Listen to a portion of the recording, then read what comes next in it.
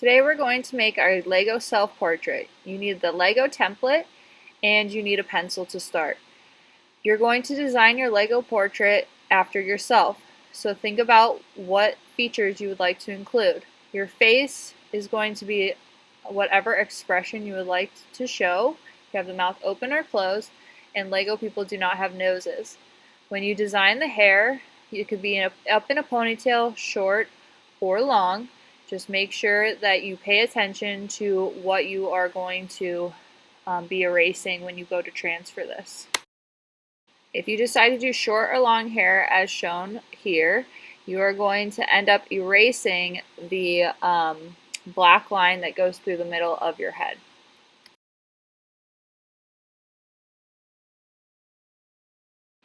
Excuse me.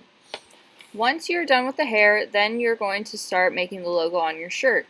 This logo should represent a hobby or something that you're interested in, and it helps describe a little bit more about you. I'm picking a paintbrush and a palette because obviously I'm an art teacher, and that tells you, the viewer, a little bit more about myself. Once you're done, you're going to flip it over, and on the back you're going to color the whole back where the Lego person is. You're going to color it in with your pencil like this.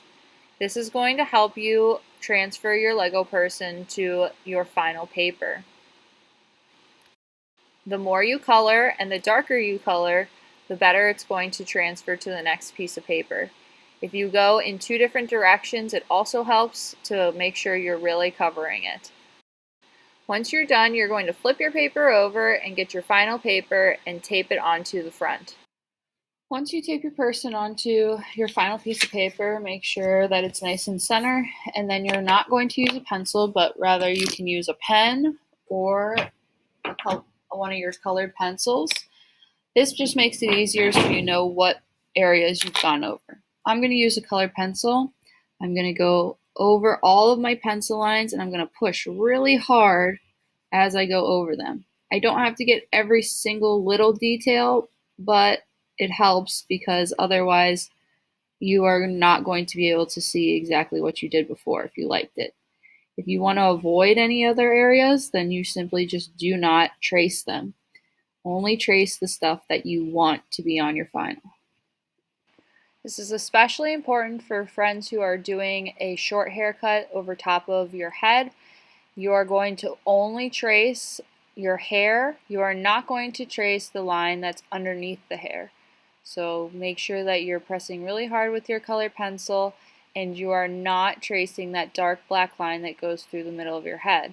So that way it looks like there's hair clipped onto your Lego person. Do this slowly and accurately because, like I said, as you go, it's going to start transferring. I know it's a little bit hard to see, but it will get there. Also, do not forget to trace your logo. Some people forget to do that and then they have to redraw it on their final. So trace it.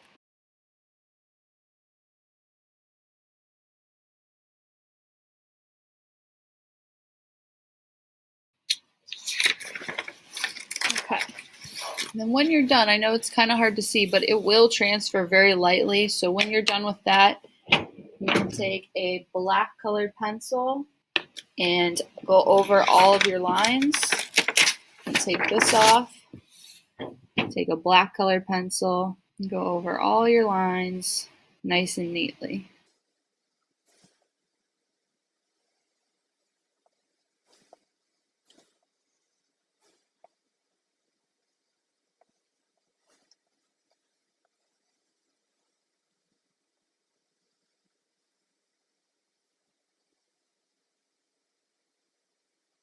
Once you're done outlining, it's time to color.